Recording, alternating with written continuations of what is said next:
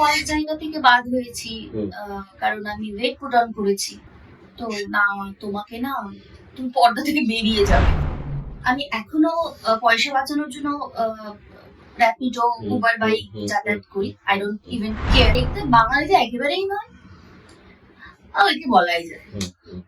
এরা বাইরের, এরা অ্যাভেলেবল।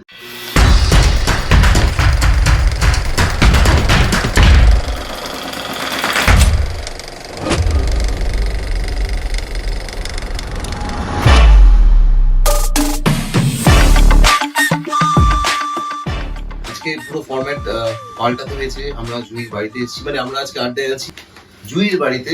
জুই সরকার আপনারা সবাই চেনেন, রিসেন্ট দুটো ফিল্ম তো দেখতেই পেয়েছেন। তাছাড়া অন্য কাজ নিয়ে আজকে আমরা কথা বলতে চলে এসেছি সরাসরি ওর বাড়িতে। আচ্ছা, যেটা হচ্ছে যে আমার খুব ভালো লাগছিল হচ্ছে যেদিন মনে আছে সেই প্রিমিয়ারে আমরা পৌঁছলাম, দেখলাম তোমার ছবি দুটো পোস্টার পাশাপাশি, পাশাপাশি। তো এটা কিরকম ফিলিংস হচ্ছিল যে ছবি সবাই চায় করতে, সিরিয়াল তো ঠিক আছে, ছবি পর্দা যখন আসলো? সত্যি কথা বলতে এটা আমার জীবনে প্রথম দুটো ছবি পাশাপাশি। আমি কখনো স্বপ্নেও ভাবতে পারিনি। তো সেটা বাস্তবায়িত হয়েছে যে পরপর দুটো ছবি, একটার প্রিমিয়ার হচ্ছে আর একটা ছবি অলরেডি আমার চলছে। তো এটা আমার কাছে একটা দারুণ, কি বলে, এক্সাইটিং বিষয় আর কি। যে ছবিটা চলছে বলছিল তার নাম হচ্ছে রেড ফাইলস। অনেকে হয়তো দেখেন, পরে আসবে ওটিটিতে। আর আরেকটা ছবি আপনারা খুব চেনেন, খুব কাছে, সবার কাছে খুব পৌঁছে গেছে, ছবিটার নাম হচ্ছে এটা আমাদের গল্প। তো এটা আমাদের যে গল্প, মানে এই যে ছবিটা, যেটা নিয়ে খুব আলোচনাও হলো, মানুষদের ছবি, তোমার কিরকম লেগেছে এই যে বয়স্ক মানুষদের সম্পর্ক নিয়ে একটা কাজ, রিলেশনশিপের গল্প? এই যে চরিত্রটা আমাকে যখন বলা হয়েছিল, একদম শুরুতেই আমাকে বলা হয়েছিল চরিত্র যখন মানে সবে ওই হয় না অঙ্কুরিত হচ্ছিল স্টোরিটা, তখনই আমি তখন মানে মামার খুব কাছে। তো সবাই মজা করে এটাই বলে দিত প্রডিউসারের লোক। আমি না, বিকজ বলে এই চরিত্রটা তুই করবি, তোর জন্য চরিত্রটা বিল্ড আপ করা হচ্ছে। আচ্ছা ঠিক আছে, বলো তুই থাকবি, অভিনয় করবি না। তোর নামও জুই। হ্যাঁ তাই তো, আমার নামও জুই। আমি জুইকেই চাই। জুই যেভাবে কথা বলে, জুই যেভাবে মানুষকে আগলে রাখে, জুই যেভাবে মাকে ট্রিট করে, জুই যেভাবে হাজবেন্ডকে ট্রিট করবে, জুই যেভাবে নিজেদের ফ্যামিলিকে আগলে রাখবে, সেই জুইকেই চাই। কোনো রকম অ্যাক্টিং করবে না, অ্যাক্টিং করলে মার খাবি।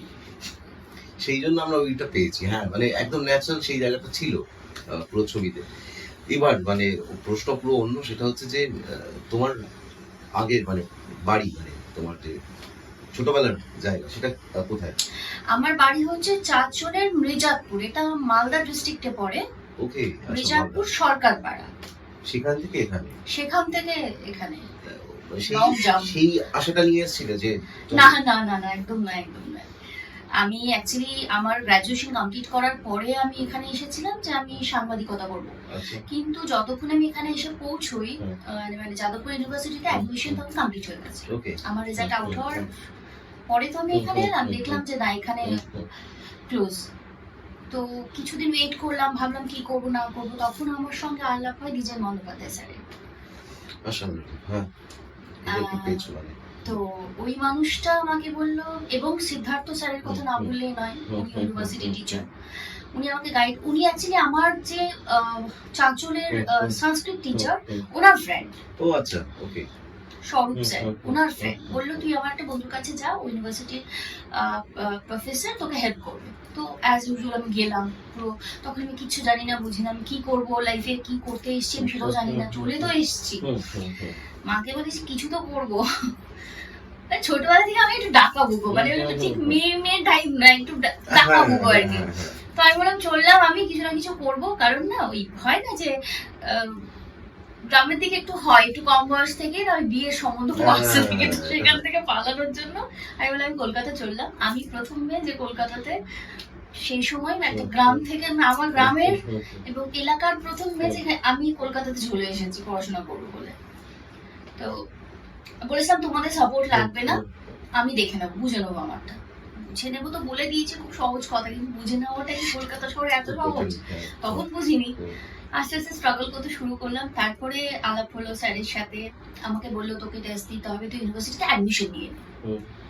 তুই পড়াশোনাটা হুম, থিয়েটার হুম, নিয়ে হুম, তুই তো সাংবাদিকতা নিয়ে করতে চাইছিস, এখানেও ঠিক, ঠিক, সাংবাদিকতার কিছু জিনিস পড়ানো রাইট হয়। রাইট রাইট, হ্যাঁ। তো তুই অ্যাক্টিং নিয়ে ঢোক, হুম, তাহলে তুই সেখানে ডিরেকশনের এটা পেয়ে যাবি। বিষয়টাও পেয়ে যাবি, সেখানে লাইট ক্যামেরা অ্যাকশন বা বিষয়টা পেয়ে যাবি, তুই মোটামুটি একটু সাংবাদিকতার কাছাকাছি টাচ পেয়ে যাবি, তারপরে তো মনে হলো তুই কন্টিনিউ করবি।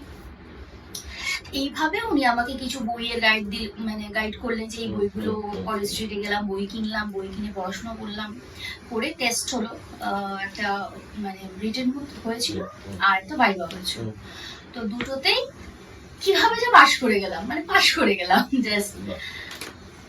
তো ওটা খুব মানে কি বলবো, আমি আশা করিনি, ভাবিনি যে আমি পাশ করে যাব, খুব সুন্দরভাবে পাশ করে গেলাম।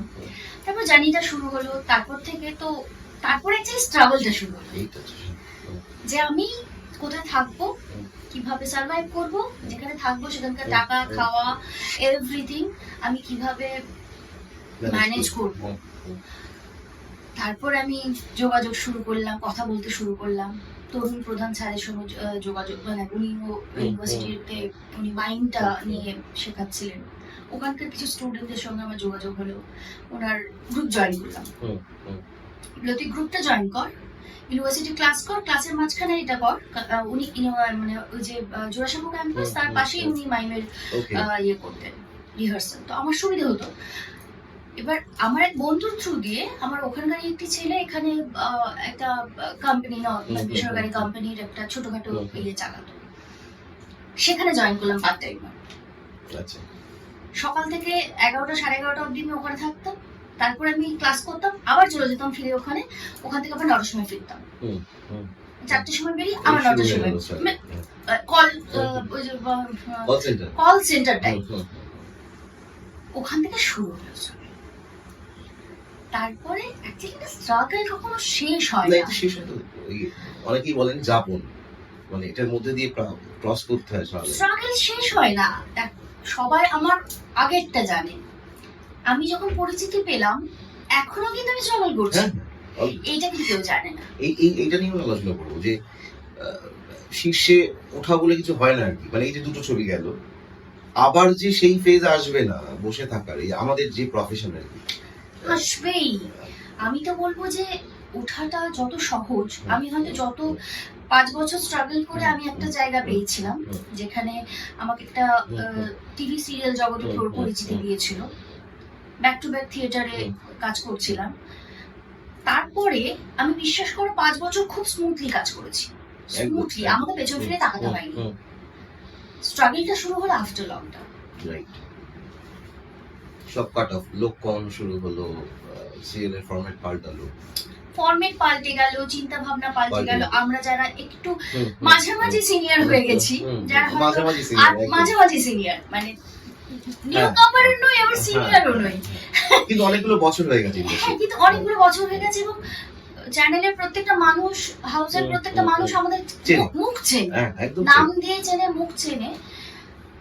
এই সময়টা আমাদেরকে স্ট্রাগল করতে হচ্ছে, শুধু আমি বলে নয়, আমার মতো এই যে মাঝারি আর্টিস্ট যারা, মাঝারি এজেন্ট, এক্স্যাক্টলি, এখানে তো অভিনয় দক্ষতার কথা বলা হচ্ছে না, সেটা আলাদা বিষয়, দক্ষতা তো মাপা যায় না, ওসব মাপা যায় না, কে কখন কোন চরিত্রে কি করে ফেলবে কেউ জানে না। শুধু সুযোগটা ভালো পেতে হবে। অনেকে সুযোগটা কাজে লাগাতে পারে, অনেকে পারে না, সেটা তাদের ফল। কিন্তু অভিনয়ে ওইটা বলা যাবে না যে ও খারাপ অ্যাক্টর, ও ভালো অ্যাক্টর, কে যে কখন কি করে দেবে কেউ জানে না। এই যে তুমি যেটা বললে না, এই যে 5 বছর ধরে তুমি স্মুথলি কাটিয়েছো, তারপরে আমি ধাপ করে পড়েছি, এটা কিন্তু তোমার বলে না, এভরিওয়ান, ইচ এন্ড এভরিওয়ান যারা সিরিয়াল করেন, অনেকেই এটা বলেছে, এটা কি থেকে ঘটে, কি মনে হয় তোমার?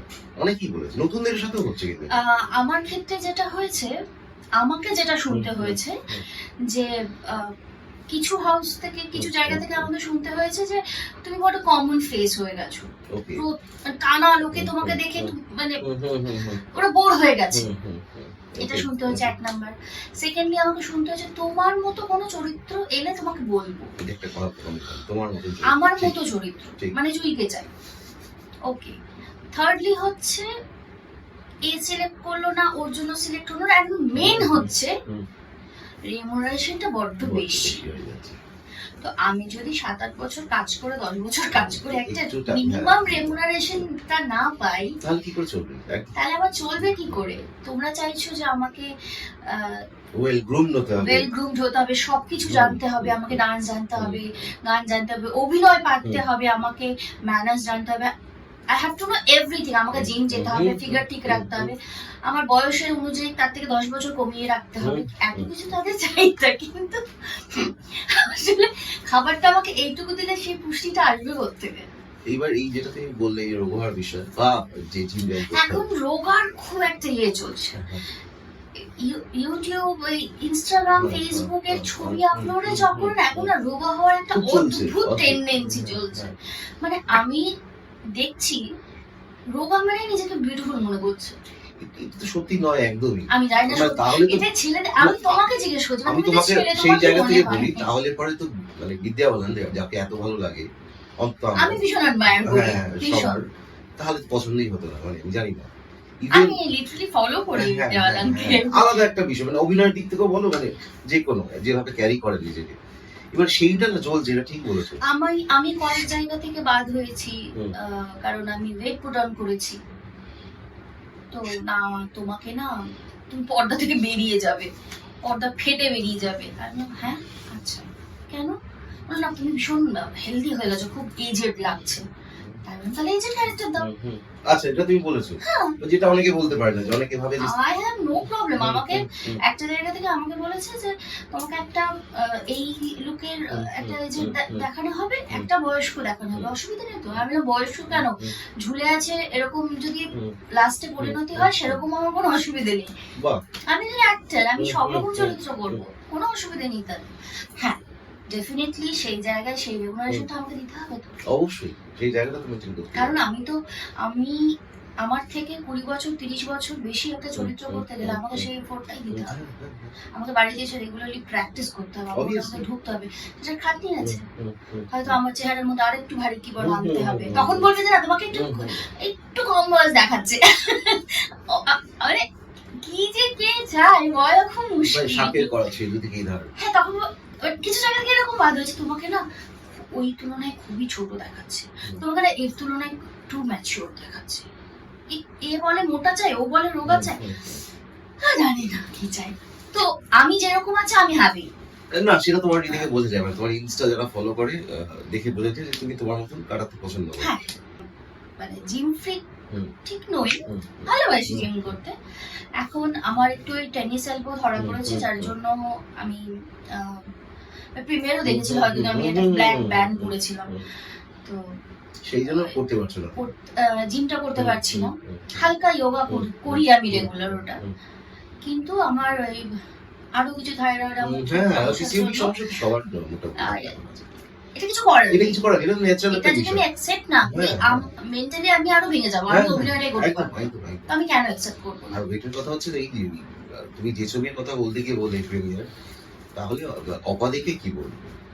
এক্স্যাক্টলি কি বলবো? তাহলে তুমি তো কাজ করতে বলো দেখি কি বলবো, মানে যাই হোক, তো সেখানে হ্যাঁ মানুষটা কিন্তু প্রাণ খুলে বাঁচছে। হ্যাঁ, মানে ওনার মতন আমি হ্যাপি গোয়িং, ওই হাসি সবাই চেনে, সবাই চেনে অপরাধীর হাসিটা, তো সেটা ইন্টারেস্টিং আর কি। এবার এই নিয়ে চলতে হবে তোমাকে, যেমন এই দিকটা ফেস করেছো, সেরকম আর জিজ্ঞেস করি, যেহেতু তোমার সঙ্গে সেই ক্লোজনেসটা হয়েছে, এই যে তুমি আসলে এতগুলো বছর পড়াশোনা করলে, তারপরে ইন্ডাস্ট্রি, এখানে কেউ নেই তোমার গার্জেন সেই অর্থে, অন্য কিছু ফেস করতে হয়েছে যেটা ইন্ডাস্ট্রিতে সব জায়গাতে কাস্টিং কাউন্ট কিছু সেরকম ভাবে নয়। আসলে আমি স্ট্রাগল যেভাবে করেছি, আমার নিড খুব অল্প, এটা খুব ইম্পর্টেন্ট জিনিস, তোমার নিড কতটা। আজকে ধরো আমার 2008 থেকে আমি ইন্ডাস্ট্রিতে ঢুকেছি, আজকে হলো 24, মানে 16 বছর আমি একটা ছোট্ট 2 কামরা ফ্ল্যাটে থাকি, একটা ভাঙাচোরা গাড়ি আছে, আমি এখনো পয়সা বাঁচানোর জন্য র্যাপিডো, উবার বাইক যাতায়াত করি। আই ডোন্ট ইভেন কেয়ার কি ভাবলো, বিকজ আমার পয়সা বাঁচে, তাতে আমার 4টে স্ট্রিট ডগ খেতে পারে। তো আগে থেকে আমার ওই চাহিদাটা বড্ড কম ছিল, আমি ওইটুকুতেই হ্যাপি এটা ছিলাম, ভালো কথা বলতে। যার জন্য আমাকে কেউ অনেকটা লোক দেখিয়ে, আর কোনোদিন আমি হিরোইন হতে চাইনি, এটা একটা মজার বিষয়, হিরোইন হতে চাইনি। যখন কি হিরোইন বলেছে আমি শুনুন আর কি মারবেন না, হ্যাঁ আমি মুখের উপর বলেছি। আমার মনে আছে আমাকে যখন অ্যাক্রোপলিসে, আমি তখন বাড়িতে ছিলাম, আমার ওখানে কিছু একটা ইভেন্ট ছিল, আমি গেছিলাম, কাজ নেই কি করবো, আমি চলে গেছি বাড়ি। এবার অ্যাক্রোপলিস থেকে আমার ফোন গেছে, আমার মনে আছে সমীকদা আমাকে ফোন করে বলছে শুনুন আপনার জন্য একটা চরিত্র ভাবা হয়েছে, রাই কিশোর, সেই চরিত্রটা আপনি আমি অডিশন দিয়ে গেছিলাম, তো অডিশনটা দিয়েছেন, ওটা আমাদের পছন্দ হয়েছে, তো আপনাকে লিড হিসেবে ভাবা হচ্ছে। আমি শুনুন অন্য কারোর সময় ফোনে আর কি মারবেন, রাখুন তো ফোনটা, ওটা কেটে দিয়েছি। আশা করি সমীকদা যদি দেখে থাকে ইন্টারভিউটা সমীকদার মনে পড়বে। সমীকদা আবার ফোন করেছে, শুনুন ফোনটা কাটবেন না, আমি সিরিয়াসলি বলছি, আমি অ্যাক্রোপলিস এন্টারটেইনমেন্ট থেকে বলছি, সমীক বলছি, আমি সমীক ঘোষ, এখানকার এক্সিকিউটিভ প্রডিউসার, আপনি আসুন, এসে আপনার লুক সেট করা হবে। লুক সেটটা কি জিনিস? আপনি লুক সেটটা কেউ করেনি, ওই একদিন দুদিনের পাঠ করেছি, কারণ লুক সেট বলে কিছু হয় না, আসলো এরকম করে দেখে, ওর কোনো জায়গাতে মেকআপও করতো না, ওরা এমনি চলে যাবে, চুলটা বেঁধে নাও চলে যাবে, ঠিক আছে। তো ওই এক্সপিরিয়েন্স হয়েছে আমার, মানে আমি এবার তারপর থেকে, তার আগে টুকটাক একদিনের দুদিনের চরিত্র এমনও হয়েছে, যেটা আমি মানে আমার পরে যারা জুনিয়ররা আসে তাদের সঙ্গে আমি কখনো মানে করি না। আমাকে বাথরুম ইউজ করতে দেওয়া হয়নি প্রথমে, মানে খুব আর্জেন্ট না, কিন্তু যেতে দেওয়া হয়নি, সিনিয়ররা বলছে। মেকআপ ভ্যান থেকে বের করে দেওয়া হয়েছে, গরমের মধ্যে বসে আছি, মেকআপ রুম থেকে বের করে দেওয়া হয়েছে, থালা নিয়ে দাঁড়িয়ে আছি, ওটা লজ্জার কিছু নেই, থালা নিয়ে দাঁড়িয়ে আছি, কিন্তু মানে আমি কি যেন আমাকে ভেজ দিচ্ছিল, আমি বললাম আমাকে ডিম দেবেন, দুটো ডিম দিয়ে জানতাম না, তো আমাকে একটা ডিম দিয়েছে, সবাই বলেছে তুমি কেন দুটো ডিম দিল না, ছিল না, শেষ হয়ে গেছে, তা তো জানি না, একটা ডিম দিয়েছে, তো আমি খেয়ে নিয়েছি, আমি আর কিছু বলবো না। পরে জানলাম যে না আমার প্রাপ্য দুটো ডিম। তো এই ছোট ছোট ছোট ছোট জিনিস এখনো হয়, তার মানে ইন্ডাস্ট্রি ধরো তোমার কমেছে, এখনকার জেনারেশনকে যদি তুমি ইন্টারভিউ করো তাহলে বুঝতে পারবে যে ওরা না অনেক ব্লেসড, এখন অনেক মানে ভালোভাবে ট্রিট করা হয় সব দিক থেকেই, মানে টাকাও বেড়েছে, হ্যাঁ কিছু কিছু জায়গায় ডেফিনেটলি আছে। আমরা যেই টাকায় কাজ করতাম অ্যাজ এ লিড, আমি যেই টাকায় কাজ করেছি, মানে সেই টাকা পেয়ে আমি তো আত্মহারা হয়ে গেছিলাম, কিন্তু এখনকার লিডদের রেমুনারেশন শুনলে মানে এরকম করে মাথাটা ঘুরে গিয়েছিল, সবাই ভাবে আমাদের প্রচুর টাকা, অ্যাকচুয়ালি আমরা যারা সাইড ক্যারেক্টারে চলে এসেছি তাদের প্রচুর টাকা নয়, বিশ্বাস করুন আমরা খুব কষ্টে সৃষ্টি দিন যাপন করি, একদম আপনাদেরই মতো সাদাসিধে মানুষ, সাদাসিধে ভাবে সবাই নয়, অনেকের অনেক টাকা আছে, সাপোর্ট আছে। তো আমার বাবার বেশি টাকা নেই, বাবা একজন লিটারালি রিটায়ার্ড পারসন, তো নিজেদের সংসারটা নিজেরাই চালান, আমরা নিজেদেরটা নিজেরাই চালাই, তো এইভাবে চলে যাচ্ছে, ওই জন্য আমি ঠিক কাস্টিং কাউন্সিল আমি বলতে পারবো না, তোমার সাথে সেইভাবে হয়নি তো, কয়েক জায়গায় বলেছে ইনডাইরেক্টলি না ডিরেক্টলি বলেছে, আমাকে কে তোয়াক্কা করবে, তখন একটা মেয়ে এসছে চাইনিজ টাইপের দেখতে, বাঙালি একেবারেই না, এই প্রশ্ন আমি আসবে কেন আমি বলে দিচ্ছি, চাইনিজ টাইপের দেখতে, বাঙালিদের একেবারেই নয়, ওইকে বলাই যায়, এরা বাইরের, এরা অ্যাভেলেবল। তো আমাকে যখন বললো তখন আমি বললাম না, আমি না কাজটা করবো না। এমন একটা ঘটনা ঘটেছিল, আমাকে একটা অফিসে প্রায় 2-3 ঘন্টা কনফার্ম হয়ে গেছে, ডেট দিয়ে দিয়েছে, 2-3 ঘন্টা বসিয়ে রাখার পর যখন মানে ওনার মোটিভটা ঠিক ফুলফিল হলো না, তখন আমাকে বললো না তুমি না সিলেক্ট হওনি। তাহলে 3 ঘন্টা কেন কি বসিয়ে রাখলো? ঠিক আছে, তো ঠিক আছে, তো আমার লাইফে একটা বড় পাওনা যে আমি ঠিক আছে বলতে পারি, হ্যাঁ মানে তুমি নিজেকে ওই জায়গায় নিয়ে যেতে পারো যে চল ঠিক আছে। না আমি ছোটবেলা থেকে, দেখো আমার ছোটবেলা থেকে খুব একেবারে সোনার চামচ রূপোর চামচ মুখে নিয়ে জন্মেছি, এমনটা না, খুব স্ট্রাগল করে আমার বাবা মা খুব কষ্ট করে আমাদের পড়াশোনা করিয়েছে, যত্ন নিয়েছে, মানুষের মতো মানুষ করেছে, বেশি পাইনি আমরা হুম, আমরা হুম, যতটুকু হুম, প্রয়োজন হুম। ততটা পেয়েছি। এইটা বোধহয় আগের মানুষদের আছে জানো তো, মানে সেই অর্থে তো তোমাকে আমি ওই তুমি যে বললে মধ্য, মানে মাঝামাঝি জায়গায় চলে আসছে। গ্রামের দিকে ছিল, এখন এখন চাহিদা অনেক এখন বেড়েছে। সবটাই তো এখন পাল্টাচ্ছে। যখন যাই আমি আমাদের মানে গ্রামেও হুম। মানুষের চাহিদা অনেক বেড়ে গেছে। সবার বেড়ে গেছে। এটা একটা বড় বিষয়। কিরকম বলতো, মানে বেশ কয়েক বছর আগেও সবার হাতে আইফোন কিন্তু দেখিনি ইন্ডাস্ট্রি। আইফোন নিয়ে না একটা মজার গল্প বলি। আইফোন আমি দেখতাম, আমি একবার আইফোন কিনেছি। হুম। তো ডিরেক্টর আমার একজন মানে খুব গার্ডিয়ান বলা যায়, বন্ধু বলা যায়, আমার গুরু হুম। ডিরেক্টর, উনি আমাকে খুব বকেছে যে কানের গোড়ায় এক লাগাবো, আইফোনের আইটা বেরিয়ে যাবে, ফোনটা ওদিকে ছিটকে পড়ে যাবে, এরকম একটা বলেছিল। একদম কেন কি, আমার খুব শখ ছিল আইফোন না, কিন্তু আমি না কোনোদিনও মিরর সেলফি তুলতে পারিনি আইফোন নিয়ে। ওইটা আমি করতে পারিনি কোনোদিন। বললো তো একটা মিররের সেলফি নে, এরকম করে দেখাবি। আমি বললাম যে না, ওইটা না চেষ্টা করেছিলাম, হয়নি। এখনো আমি মিরর সেলফি তুলতে পারি না, যদিও আমার একটা খুব সস্তার ফোন। আইফোনটা দেখেছি তুলেই মিরর সেলফি, এরকম করে একটা, মানে আমার আইফোন আছে। হ্যাঁ, মানে এই যে ট্রেন্ডের গল্পটা চলে আসছে না, এই যে আইফোন মনে হয় একটা না, একটা নেশার মতো। ঠিক ওই দামি একটা ব্র্যান্ডের জামার মতন, বা দামি একটা, যাই না আমি। আর এটা একটা অদ্ভুত নেশা, এটা না মনে হয় একটু ইউনিভার্সাল নেশা। হ্যাঁ, সবার মধ্যে, শুধু ইন্ডাস্ট্রি বলে না, এটা এখন নেক্সট জেন। না, আমার এই নেশাটা নেই। সবার হাতে দেখতে পাই একবার আইফোন ইউজ করেছি, সবই কিনতে হয়। আমি বড় গরিব মানুষ, আমি সব অ্যাপ কিনতে পারবো না, আমার দিতে পাওয়ার পেলে। এই যে তুমি বলছো গরিব মানুষ, সেইখান থেকে জিনিস বলি, এটা বুঝি যেহেতু যারা সত্যি মানে ওই একই আমরা আছি, আপনার পর্দার উপরে হয়তো বোঝেন না, কিন্তু যেটা হচ্ছে যে তোমাকে প্রিমিয়ারে যেতে হয়, তোমাকে সাধারণ মানুষের সামনে যখন তোমার প্রিমিয়ারটা আসে, যখন এরকম একটা ইনসিডেন্ট হয়, মানে জনগণের সামনে পৌঁছতে হয়, তখন সেই রিপ্রেজেন্টেবল হয়ে যেতে হয়, একটা মেনটেন করতে হয়, সবাই যাতে দূর থেকে দেখে ভাবে আরে কবে এরকম সবাই স্টার। তো সেটার পিছনেও তো একটা বড় অঙ্কের টাকা যায়। সেটার পিছনেও একটা বুদ্ধি আছে। আমরা হচ্ছে কি যারা খুব স্ট্রাগল করে এসেছি না, আমরা অনেক জুগাড়ু, আমরা ঠিক ম্যানেজ করিনি কোনো না কোনো ভাবে। বোন বলে দূর, তুই টেনশন করছিস কেন, তুই ঠিক কিছু না কোনো কিছু না কোনো কিছুর সঙ্গে ঠিক কিছু একটা করে চলে যাবে। সোনা পড়ার কিছু নেই, কি করা যায় বলতো, আবার কিনবো না, ভাড়া বাবা, এক একটা ড্রেস 3,000 4,000 টাকা ভাড়া, সেই আবার আমার আবার অন্যের জামা পরাতে একটু অসুবিধা আছে, সেটা ধুয়েছে কি ধরেনি কি করেছে, ওই একটা সমস্যা আছে। আমি বললাম 10 জন পড়েছে, কেউ তো লিখেই দিল, তোমরাই লিখে দেবে যে কপি ক্যাট, অমুক প্রিমিয়ারে পড়েছে, অমুক প্রিমিয়ারে পড়েছে, কিন্তু সে বেচারি 3-4 হাজার টাকা দিয়ে ভাড়া নিয়েছে।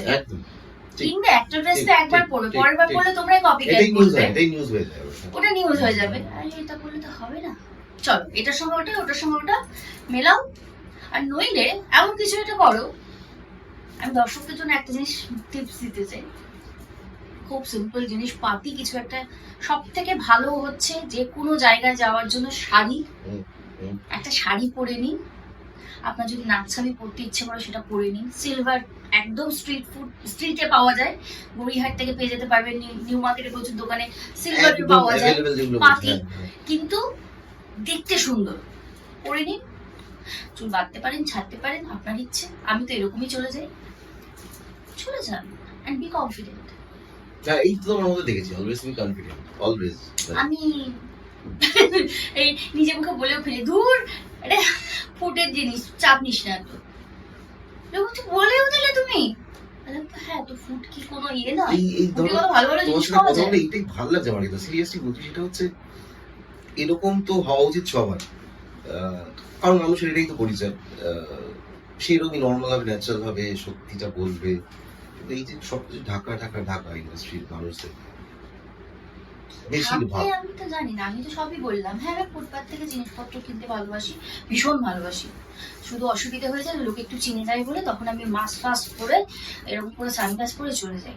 আচ্ছা, এই চেনার কোনো গল্প আছে লাইফে, যখন তুমি সেই পিক আওয়ারে রয়েছো, সেই 5 বছর?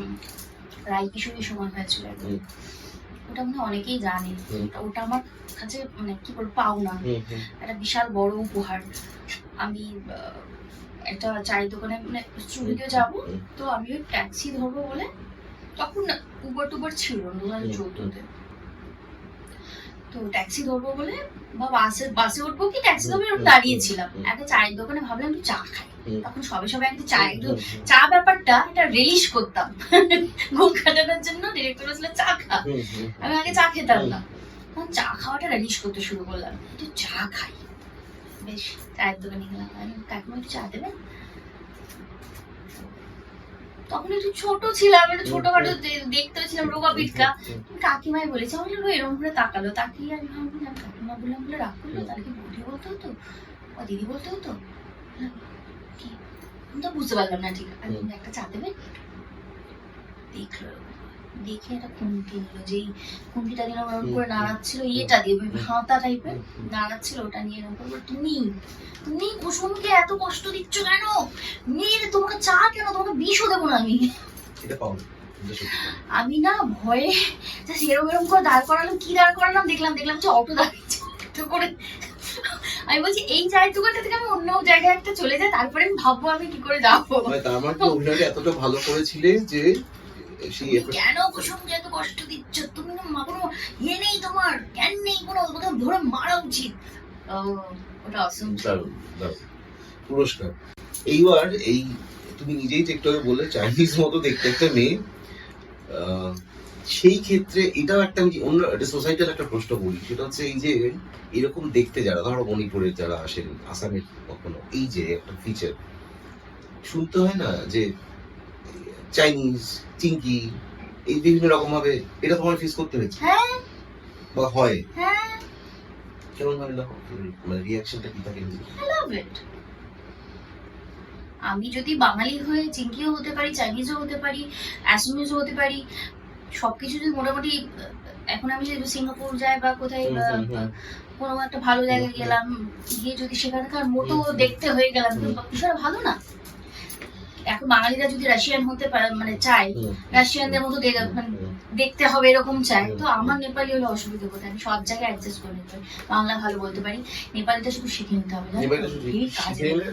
আমি কালকেই হয়েছে আমার সাথে এটা, আমাকে একজন বললো তুই নেপালি যাও, উনি নেপালে টিচার ছিলেন, প্রফেসর ছিলেন, বাঙালি, তোমাকে দেখতে একদম নেপালিদের মতো। আমি হ্যাঁ জানি। তো বললো তুমি নেপালি বলতে পারো? আমি বললাম না, তুমি শিখে নিতে পারো। ভালো জিনিস তো, নেপালিটা শিখে নিতে হবে। এখন তোমার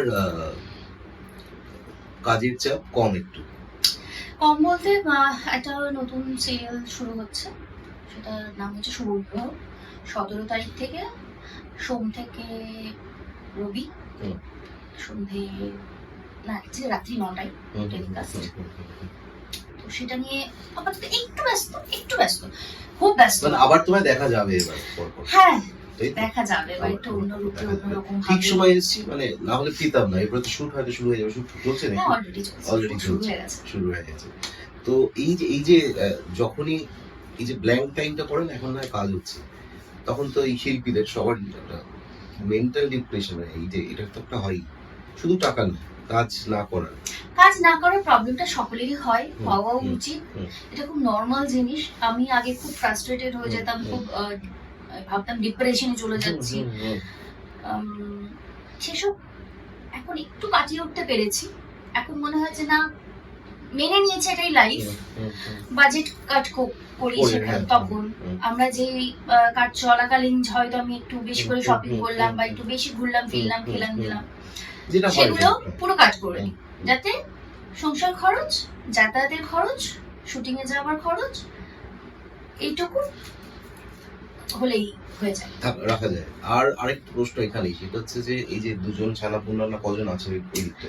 অনেকগুলো অ্যাকচুয়ালি, আমার তো মানে বাড়িতে 2খানা এখন এই মুহূর্তে, আর রাস্তায় রয়েছে 4টে বিড়াল, 3টে। এদের নিয়ে তো বেশি বোধহয় ভালো থাকে ভীষণ। আমার প্রবলেম হয়ে গেছে একটা, আমি কালকে শুটিং করতে আমার সিনিয়র অ্যাক্টরকে জিজ্ঞাসা করলাম, না আমি রাস্তায় গেলে আমার চোখটা এই লেভেলে থাকে না, মানে আই লেভেলে থাকে না, আমার চোখটা না রাস্তার নিচে থাকে, ডগ গুলোকে খোঁজে, মানুষ দেখতে পাই না, আমার সামনে দিয়ে কেউ যদি চলেও যায়, তুমি যদি চলে যাও, আমি হয়তো মানে রিকল করতে পারবো না, আমি দেখেওছি তোমার। এটা ডাউন লাইন বলে ফেলবি তুমি, মানুষ দেখতে পাই না, আমি ওদেরই দেখতে পাই। যে ভাবতে হয় না, আমি দেখতে পাচ্ছি না, আমি সারাক্ষণ নিচে কে কোথায় কিভাবে ওই বসে অর্থ আছে। বাইরে গিয়ে অর্থে ভাবো যে মানুষ দেখতে পাই না, তোমার সামনে মানুষ আছে, এটা আমার খুব হেল্প করে, হেল্প করে। ভীষণ হেল্প করে। ইভেন এই যে নতুন কাজটা শুরু করেছি ওখানে প্রায় 6-7 খানা লোক আছে।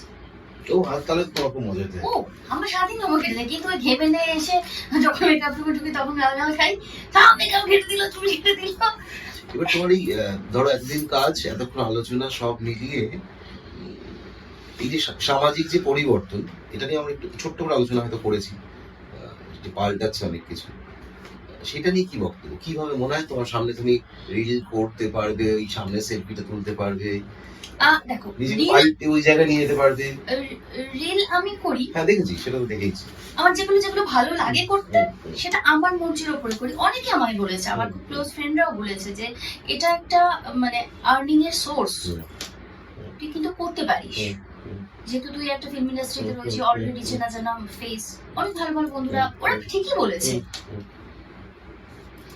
আমি না যখন মনে হয় তখন করি, আমাকে করতে হবে, আমি কখনোই না ওই আমাকে বেঁধে দিলে আমি একটু হারিয়ে যাই,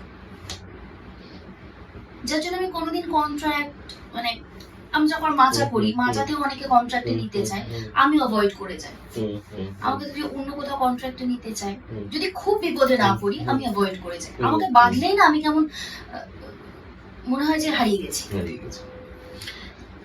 একদম শেষের দিকে আমরা নতুনদের জন্য কিছু বলবে? এই যে এতদিনের এক্সপিরিয়েন্স, মানে কি কি ভেবে পাটা ফেলবে এদিকে আসার জন্য? আগে থেকে কি কি ভেবে নেবে? আগে কিচ্ছু ভেবে আসতে হবে না, বিশ্বাস করো, জাস্ট এসো, এসে তারপর ভাববে যে কি কি করবে, ভেবে কি আসবে। এখন আমার সামনে কালকে সকালবেলা কি সিচুয়েশন এসে দাঁড়াবে আমি তো আগে থেকে ভাবতে পারবো না। আমার সামনে কালকে কি পরিবেশ থাকবে, কোন মানুষের সামনে আমি গিয়ে পড়বো, আমি তো জানি না। তোমরা থেকে শিখবে, ভুল করবে, বারবার ভুল করবে, শিখবে, শিখে শিখে আমার মতো হয়ে যাবে। একদম। আর আমাদের শেষের দিকে যেটা থাকে, একটা কমন প্রশ্ন খুব থাকে, জানি না আমি সেবার তোমায় করেছিলাম কিনা, ভেলকি শব্দের অর্থ কি? চ্যানেলের নাম আমাদের ভেলকি, তো অর্থ কি? ভেলকি জাদু টাইপ কিছু, একদম ম্যাজিক, জাদু। তোমার লাইফে বিগেস্ট ভেলকি বলো, মানে কি? কখনো এমন কিছু একটা ঘটেছে, সেটা খারাপ হতে পারে, খুব ভালো হতে পারে, যেটা মনে থাকে সামনে? এরকম অনেক কটাই ঘটনা আছে, তবে যেহেতু আজকে তুমি একজন অ্যাক্টর ইন্টারভিউ নিতে এসছো, তাহলে বলবো যে রায় কিশোরীর সিলেকশনটা আমার কাছে ভেলকি ছিল। ভীষণ ভালো, আমি ভীষণ আড্ডাবাজ, আমি কথা থামেই না, আমি বকবো, কন্টিনিউয়াসলি বকবো করে দেবেন। আমার কথা বলতে খুব ভালো লাগে। এটা তো আসল বোধহয় একটা মানুষের সঙ্গে একটা মানুষের কথা। হ্যাঁ, আমাকে অনেকে জিজ্ঞেস করে যে তুই এত কথা বলিস কেন, এত হাসিস কেন, সারাক্ষণ এত হাসিস কেন? আমি কি কাঁদলে ভালো লাগবে? খারাপ লাগবে না দেখতে? একদম। তার থেকে বেটার একটু স্মাইল করে অলওয়েজ, মানে এইটা তো আমাদের ন্যাচারালি উচিত, মানুষ কেন এটা পাল্টে যাচ্ছে, যদিও শেষে আমরা এরকম একটা দাঁড়াও, একটা শেষের আগে একটা জিনিস বলতে চাই, একটা জিনিস খুব ভাইরাল হয়েছে যে লাইফ যতই মুয়ে চলুক, পার্সোনালিটি সারাক্ষণ ওয়ে রাখা উচিত। ওয়ান্ডারফুল, এটাতেই আমরা তাহলে শেষ করবো। হ্যাঁ সেটাই, এই যে হাসি, এটা কন্টিনিউ করুন প্লিজ, সবাই হাসুন, মজায় থাকুন, ভেলকি দেখুন। আর প্রত্যেকবারের মতন এবারও বলি ওই একটাই কথা, একটু প্লিজ লাইক, শেয়ার আর সাবস্ক্রাইবটা করলে ভালো হয়, আরো ভিডিও বানাতে পারবো আপনাদের জন্য, এরকম এনাদেরকে নিয়ে আসতে পারবো। থ্যাংক ইউ সো মাচ, দেখতে থাকুন।